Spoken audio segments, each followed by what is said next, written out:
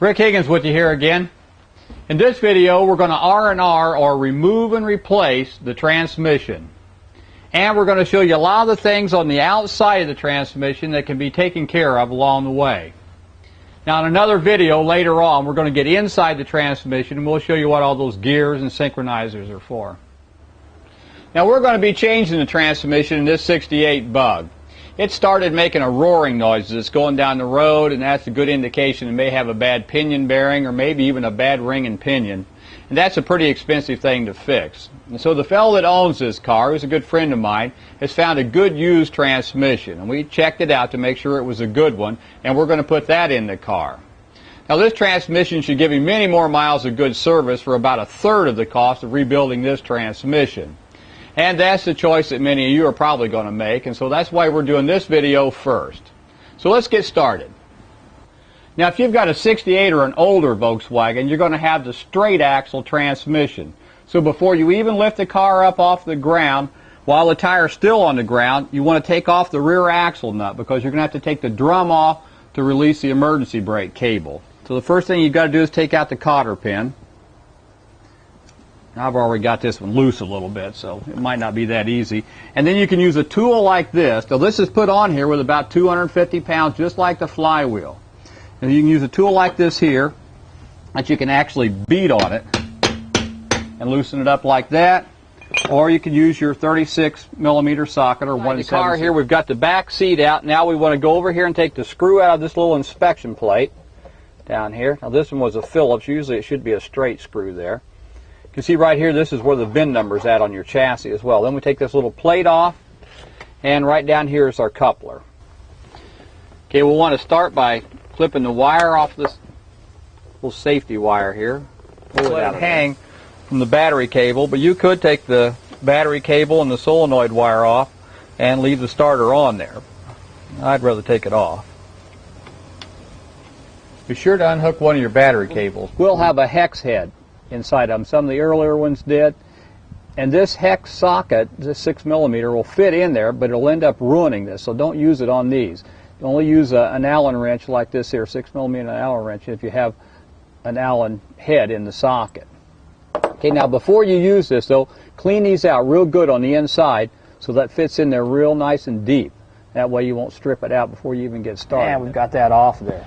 Now once you get that off there, you'll be able to see that the edge of the CV joint that the flange fits onto has a bigger diameter than the edge that actually goes up against the transmission or the axle shaft, the stub axle, we call it also. This is what happens when the boots get a hole in them. You get dirt and water in there, and that just grinds against those surfaces. Now we'll take a look in here. You can see right in there, I hope, that there's a hollowed out spot right in the middle of that groove, right in there. And that's what you don't want to see. It's just a little shine. Okay, now I've got both of our transmissions here together. This is our 68 transmission, the one we just took out, and this is our 66 transmission, the donor transmission. Now with the two of them together here, I'll show you the differences between the two of them. You'll see why we have to do some changing here. In 1967, Volkswagen made the stance of the Volkswagen about 2 inches wider in the back. And they did this by making the axles longer. Now you can really see that difference on the Bug in the space right in between here. This is our 68. See if you can see that with the tape measure there. See the space there? And then if we compare that to our 66 over here, see there's about an inch difference in there. And so the 67 and 68 axles are an inch longer because of that, but the 68 axle is actually even a little bit longer yet because it had a wider brake drum in the back. Now we want to take this little plastic dish out of here. It sets up against the inside of the transmission. The axle rubs over the outside of this and keeps you from having metal to metal between there and the end of the axle tube and the transmission. Now we've got a big C-clip on the inside here that we've got to take out. And I've got a pair of needle nose pliers here that I've filed the ends, little groove down inside here so it'll fit inside. Now the critical measurement that we have to worry about is on the inside of the fulcrum plate where it meets the axle. Now I've measured this ahead of time and it's 8 thousandths on here. Actually, when it was put together, it was put together with about 4 thousandths, but you've got up to about 10 thousandths for a wear limit. And at 8, we're still all right with this.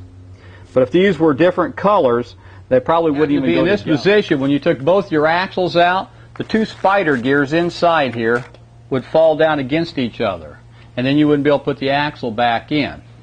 And so you can take and turn this around about 90 degrees, and then you can slip the gear off to the side, and then they'll stay there like that. Then the axle will go right in there, and that's something you need to know because you could.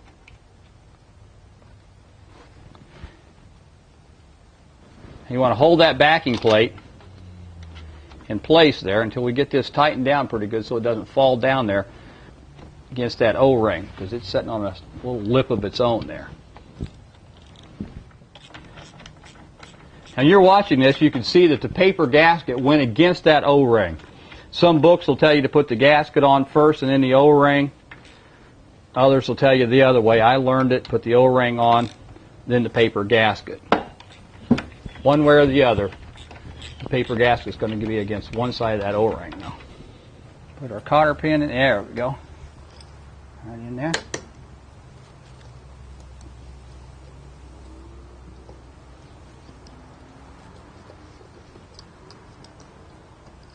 And they're over with our pliers. Put our hubcap on, and we're all done. You've learned one more lesson on how to keep that Volkswagen alive.